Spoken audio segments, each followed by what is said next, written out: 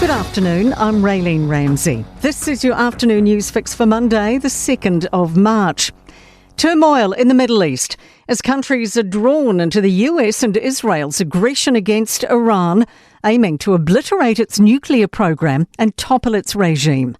Tehran has vowed to avenge the killing of Supreme Leader Ayatollah Ali Khamenei and other officials and has launched region-wide retaliation. The Gulf Cooperation Council's condemning Iran and weighing up a response as tension also flares up again between Israel and Hezbollah.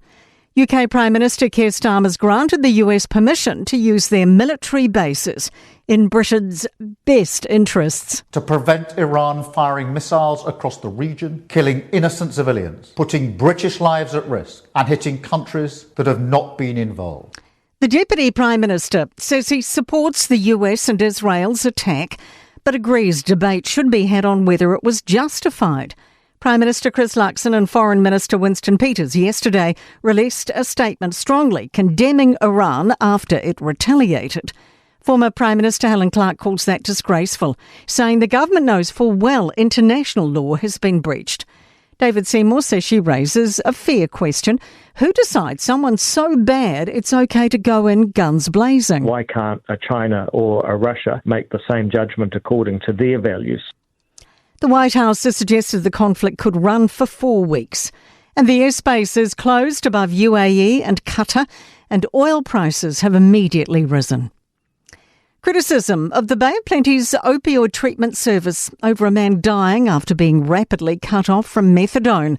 The man had taken the drug for decades, but wanted to reduce his dose and was asked to attend regular appointments. Joey Dwyer reports. After 10 months, the man was involuntarily discharged from the program because of his lack of engagement and his methadone cut off. He died 6 weeks later with methadone in his system, reportedly toxic because of his low tolerance. The Health and Disability Commissioner says Health New Zealand took him off the program at a rapidly dangerous rate without reasonable grounds. A think tank's arguing the government should sell or lease assets to dig us out of our infrastructure deficit. The New Zealand Initiative's report argues using Crown-owned commercial assets like Kiwibank and Air New Zealand could unlock more than $24 billion. It points out New South Wales raised more than $50 billion with such so-called recycling.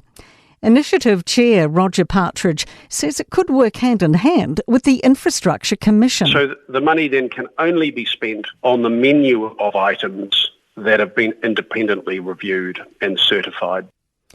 In sport, New Zealand Football have confirmed they are preparing for alternative arrangements if group stage opponents Iran withdraw from the Football World Cup.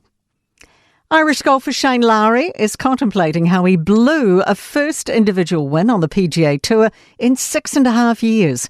The Irishman led the latest stop in Florida by 3 strokes with 3 holes left before imploding with 2 tee shots finding water as he dropped 4 shots.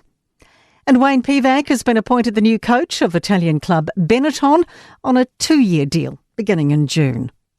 That is your latest news fix. We'll have another update for you tomorrow morning from the Newstalk ZB newsroom.